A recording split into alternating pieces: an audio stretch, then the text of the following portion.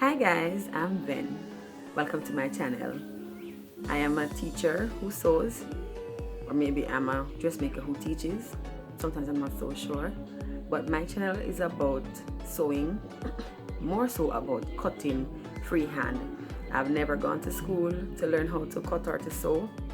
So all that I know, I'm either self-taught and a little that I learned from my two sisters who sew. So basically what I'll be doing is showing you how to cut things freehand, how to take the measurements and how to cut them freehand, from blouses to skirts to dresses to cushions, sheets, curtains. Basically anything that you want to make, we can cut it, we can sew it. And so I am inviting you now to just stay tuned to my channel and to like and subscribe. Thank you.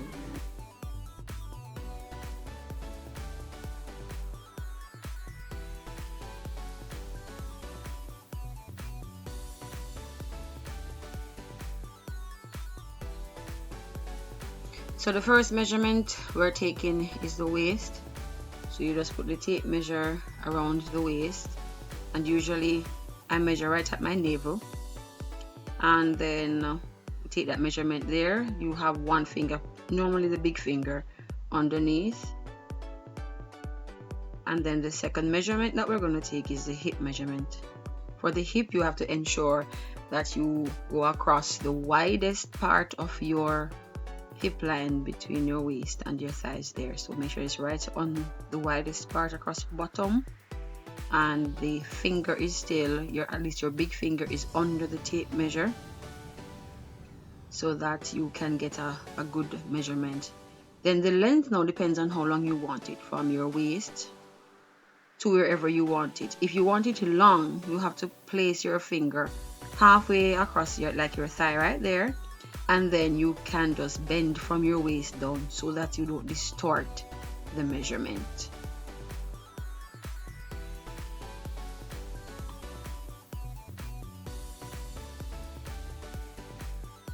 So we're starting with the back of the skirt.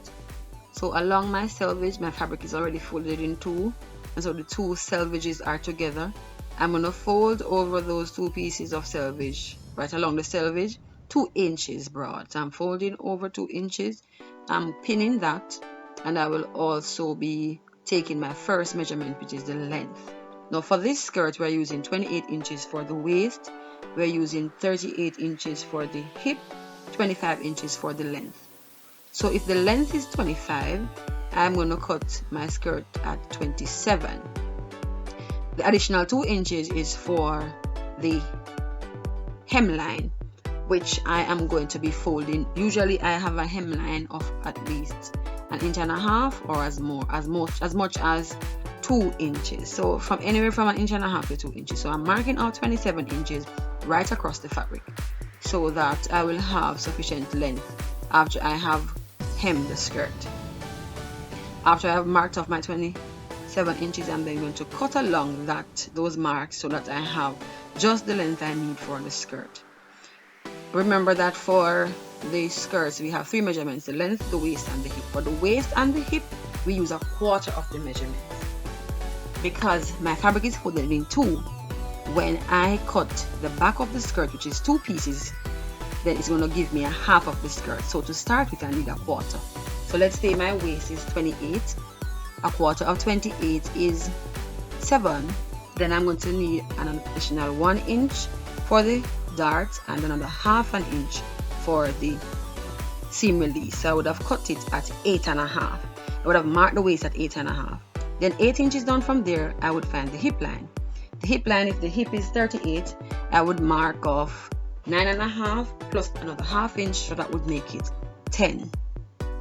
And then I taper from the waist to the hip. Then I go down to the hemline, and since the hip is 10, I want the hemline to be a little bit more tapered. I would measure it 9 inches, and then I taper from the hip, as I'm doing here, right down to the hemline, which would have been 9.